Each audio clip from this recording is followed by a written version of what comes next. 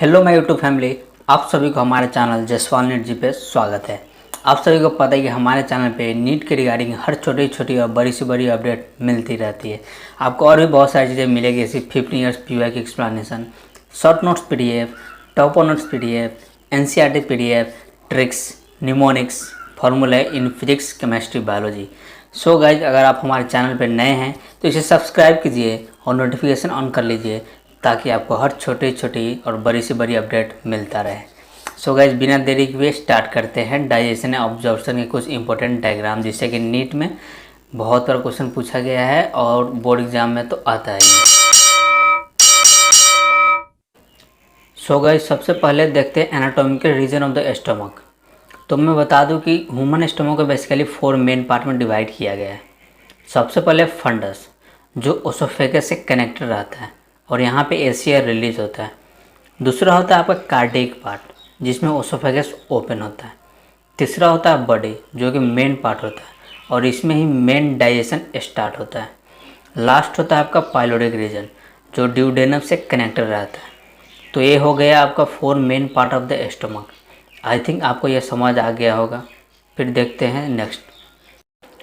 अब देखते हैं arrangement of different types of teeth in the jaw on one side and the socket on the other side. आपको diagram में दिख रहा होगा। तो मैं पहले बता दूं कि टीथ बेसिकली डिफरेंट टाइप्स के होते हैं, जैसे ICPM। आई मतलब इंसीजर, सी का मतलब कैनाइन, पी मतलब प्री मोलर, एम का मतलब मोलर। इंसीजर 2 होता है, आपको डायग्राम में दिख रहा होगा।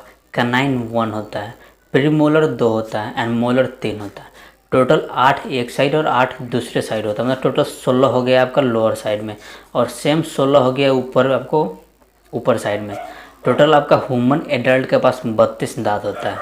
So human adult dental formula क्या होता है? तो 2123/2123, मतलब इन 2 incisor, 1 canine, 2 premolar and 3 molar ऊपर और 3 नीचे। आपका ये हो गया ह्यूमन एडल्ट डेंटल फार्मूला 2123/2123। इसे याद रखिएगा, एग्जाम में पूछा जाता है। आई थिंक आपको समझ आ गया। अब दूसरा देखते हैं। अब देखते हैं TS ऑफ गट, मतलब transverse section of wall of alimentary canal.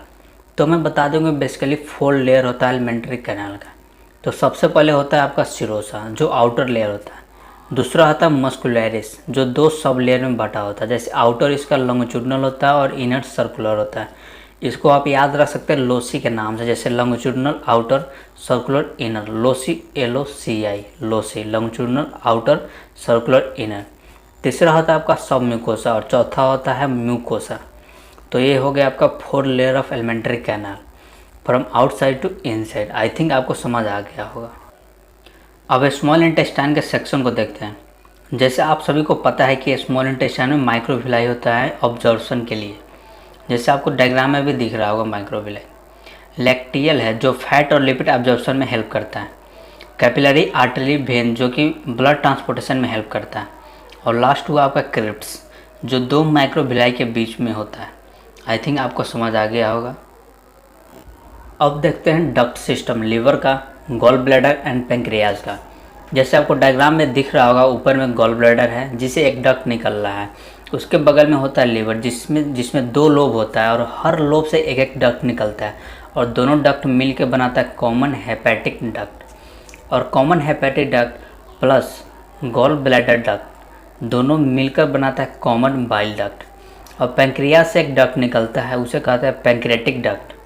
अब pancreatic duct plus common bile duct मिलकर बनाता है हेपेटो पैंक्रियाटिक डक्ट। अब हेपेटो पैंक्रियाटिक डक्ट जो ड्यूडेनम में खुलता है। आई थिंक आपको यह डक्ट सिस्टम समझ आ गया होगा। अब लास्ट डायग्राम देखते हैं ह्यूमन डाइजेस्टिव सिस्टम का। इसमें मेन चीज़ होता है इसका पोजीशन एंड लेबलिंग को याद रखना। जैसे आपको ग्लैंड्स हो गया, पैरोटिड ग्लैंड, सब मैक्सिलरी ग्लैंड, सब लिंगुअल ग्लैंड, जो हेड रीजन में होता है। फार्नेक्स, जिसे कॉमन पैसेज कहा जाता है एयर और फूड के लिए। उसके बाद हो गया एसोफेगस, जो जहाँ पेरिस्टाल्सिस होता है, इसे फूड पाइप भी कहते हैं। उसके बाद आपका हो गया stomach, liver, gall bladder, pancreas, जो स्टोमक के नीचे होता है पैंक्रियाज आपका। ड्यूडेनम, उसके बाद हो गया जेजुनम, स्मॉल इंटेस्टाइन, जिसे इलियम भी बोलते हैं। और लार्ज इंटेस्टाइन, जिसके डिफरेंट पार्ट्स होते हैं, जैसे appendix, finger like vegetable organ कहा जाता है इसे। उसके बाद आपका हो गया caecum, ascending colon, transverse colon, descending colon, sigmoid colon and rectum. Rectum जहाँ वेस्ट मटेरियल स्टोर रहता है।